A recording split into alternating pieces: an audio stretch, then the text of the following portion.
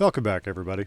So today we're going to be cleaning up the last of the piles in the front yard. We're going to take that big pile of mulch, we're going to take the leaves and the other materials that are down the side. We're going to get everything that was taken off of the roof. We're going to get all this squashed up and squashed down. The larger pieces that were left over from the last trip in the backyard are going to be going as well. We're going to get the vast majority of the leftover debris from the yard out of here.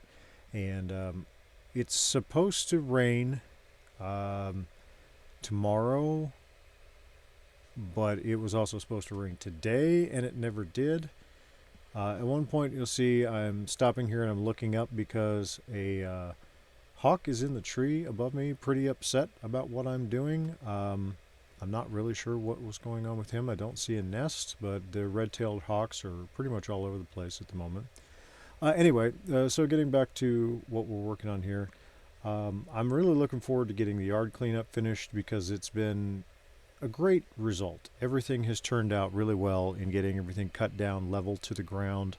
I'm going to take a few risks in this video. They are calculated risks, but risks nonetheless, because now I know where the septic tank is, and I'm going to be backing this trailer partly loaded, not particularly heavy, but directly over where I know the septic tank is, and it may be partially collapsed. I spoke with the neighbor who's in the house that you can see in the background here, and he informed me that the propane tank was actually moved over to the other side of the house because when the propane truck came to fill it, when it was in the backyard, the truck went about axle deep into the ground and apparently damaged the septic tank that was down there. Now, whether that's just the cover or the walls on the septic tank, I don't know. We're going to have some digging involved to find out what's going on there. But I feel like I've been just on brush for, it seems like, forever with this project. And this project is not my main job.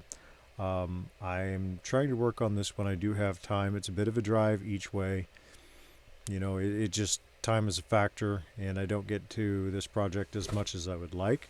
We're going to be probably moving on to the roof next, but most of the yard work will be finished up once we get the larger brush and things out of here. I'm still going to have mowing. I'm not really sure how much of this is going to resprout. I did my best to cut them down to level. I don't know how well this particular type of bush resprouts, but it looks like, judging by some of the trees in the backyard, I'm probably going to have to go back around the yard at least a couple of times and retrim everything back down to the ground. One of the things I really wanted to do in this video, where I'm going around and cleaning up the areas, is to get the yard as close to back down to bare dirt as I possibly can. And that way anything that is going to be growing back up in the yard is going to be readily apparent. And this is the same day that I had done the previous video and gotten everything out of the yard that I had in these two videos. And something that by the end of the day was becoming rapidly apparent was I was not as back to healthy as I thought I was when I started in the morning. And I've got almost all of the audio cut out of this because I am coughing almost constantly as I'm going through this. And I thought that would be really irritating to live in that audio along with this, especially since there's not really a whole lot of exciting things going on. And yeah, it's really apparent as I rewatch this video that you know, when you're doing something and you're really busy, you don't notice so much the signs as maybe somebody else who was standing there with you would have. But I was, you know, working by myself, so no one said, hey, you're really red, hey, you're coughing like crazy, you know, maybe take a break for something for a little bit. And I do pay for it pretty good the next day, but it rained for the next 2 days straight. So we had about 1.5 inches of rain, which doesn't completely eliminate our drought, but those were good days to be off and not be involved in taking things down on the house. When I came back down on the next video, I checked everything throughout the house and looked for leaks and still didn't find anything. We started pulling up some of the flooring in the living room as we're going through and getting the next stage ready to go. And some of the floor that was underneath the air conditioner had pretty significant water stains, and so did the wall behind it, but I haven't seen any intrusion from the roof yet, so I'm going to hazard a guess that whoever had initially installed that air conditioner never put a drain or overflow in it. And the air conditioner, to be fair, is pretty old. It wasn't really one of those things that people concerned themselves too much with, because the air conditioning was just fantastic in the 70s and the 80s. Just to have it in your house was really, really nice to have. It wasn't an expectation, especially in this area. So when I go back to pull all that section out, I think most of that wall is going to go away. I'm going to be probably putting a door there into the driveway space so that we can utilize that a little bit more effectively. Another thing that came up as a result of this rain is, while I really want to get to work on the roof, and I'd really like to get that done because that's a major investment in time, major investment in money, and it's one of those things that finishes out part of a project so that it's completely done. You don't have to go back and redo anything. I'm just not going to be to that point as quickly as I'd like, because of the change in the side of the house to the south, where I'm going to be taking out all of that area right next to the stairs, taking out the stairs themselves. That's always fun when you've got to hop up to, waist high to get into a building, but it just is what it is. Maybe I'll make some wooden stairs and put them over there for ease of access, since I'm not the only one working on this project. And very shortly in these videos, I'm going to be tearing out, like I said, all of that structure, all of the wiring that's in there. There's a substantial amount of heavy gauge wiring in there, and I'm not exactly sure where it runs to yet, but I need to pull all that out and see what is in good shape, what is aluminum, what is copper, what gauges they are, what service I can run into there.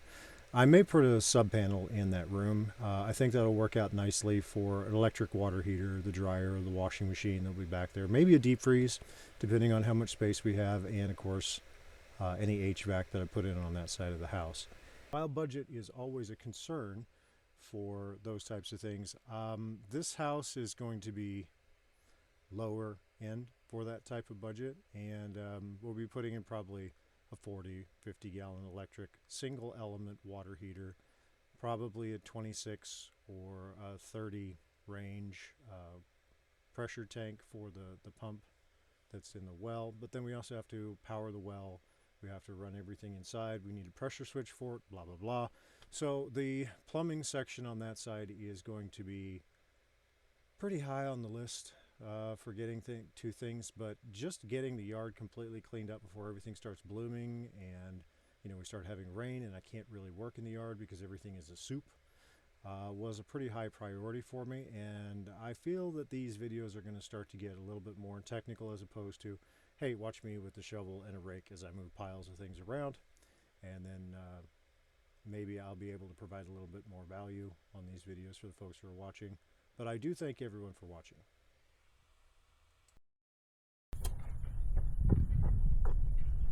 Cool.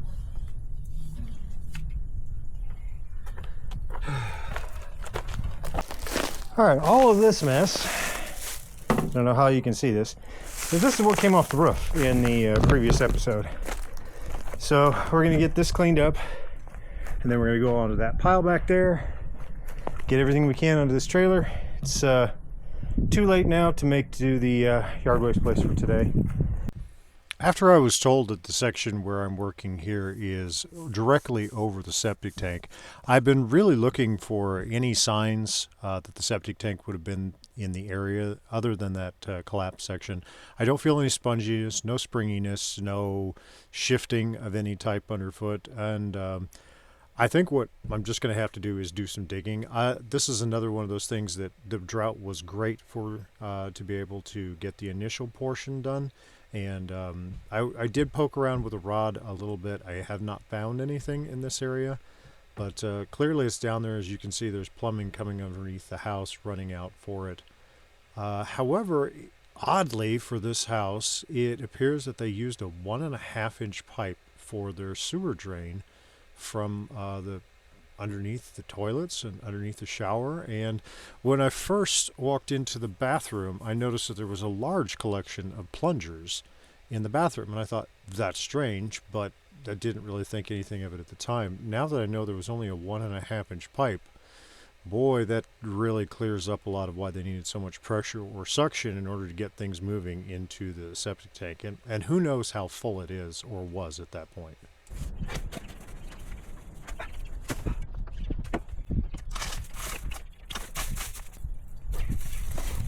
All right.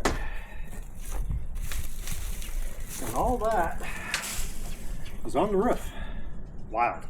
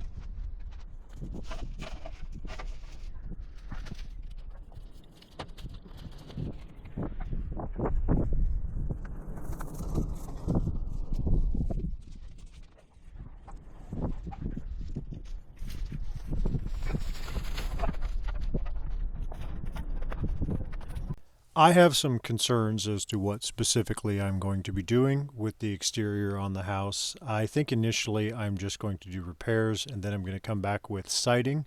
Probably board and batten siding. It's a little bit wasteful on the sides on this house, but it looks fantastic. It's not particularly expensive and it's very good for such a short run vertically.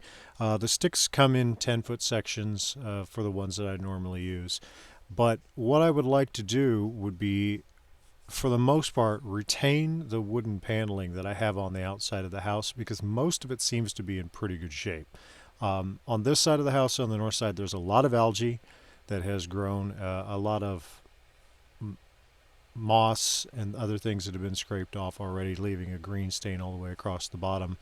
And I'm not greatly concerned about the effects of bleach on the paint. I just don't want the algae to remain and continue to damage the wood.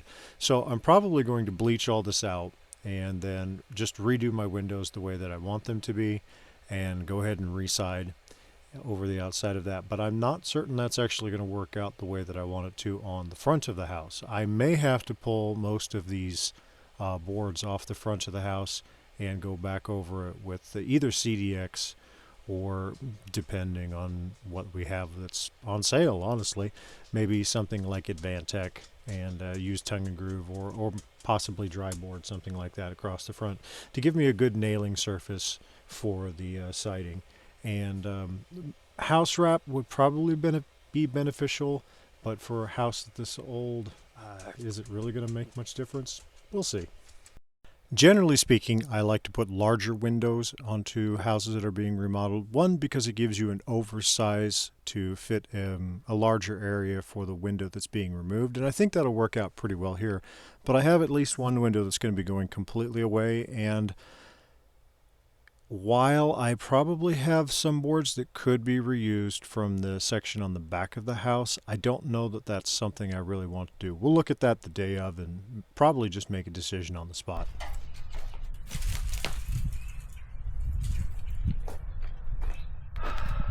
All right, let's take a look. Well, it looks like we made a little bit of a mess of the backyard here, but we can clean this up. I'd say about a little more than half this pile is gone. Here's a better look at that shed. Apparently came from the neighbor's yard. We're gonna cut this up. This will be in the next couple of projects. Trim up all here along the fence. The trees have got buds on them. Backyard looks so much better.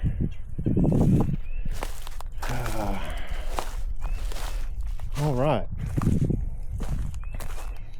So we've got probably another load. We got a tree there to take out. We got to pull these stumps next to the foundation. cut this tree right here, a couple of those little sections in there, get rid of this big pile of mulch. Well, I'd like to say thank you to everybody who has watched my videos. I appreciate you coming with me on this trip. It's not the most exciting of rebuilds, but we're making progress. Thank you for watching, and I'll see you guys next time.